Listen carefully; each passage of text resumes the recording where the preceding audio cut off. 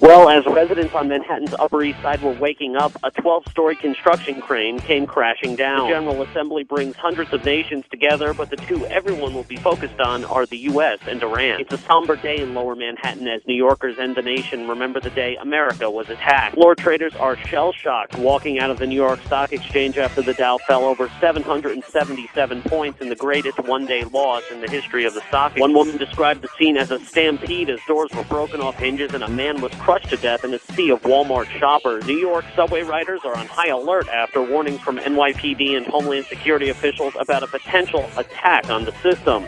Security is tight for the third and final presidential debate at Hofstra University, just 20 miles from Midtown Manhattan.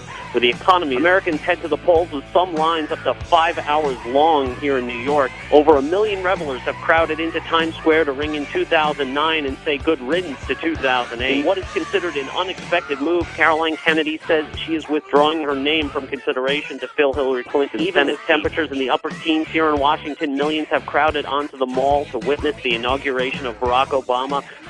A line of New Yorkers and tourists alike have been waiting for hours for copies of the New York Times with the 44th president on the cover. New York City Mayor Michael Bloomberg announces he wants to change the law and run for a third term, a move that may create a national shockwave. The plane appears to be a 737, surrounded by New York ferries drifting at a quick pace down the Hudson. I can't see anybody standing on the wings at this point, but it appears many have been picked up by the ferries at this. The plane, which took off from LaGuardia Airport in Queens, had to turn and bank into the Hudson River. I'm Paul Westcott, KFI 640. For KTRH in Houston, for WFLA in Tampa, I'm Paul Westcott, WRVA. For 700 WLW, for WSYR Syracuse, for WIOD Miami, WGST Atlanta, 1190 KEF, WTAM Cleveland, WOAI San Antonio, 600 Kogo, WHP in Harrisburg. I'm Paul Westcott in New York.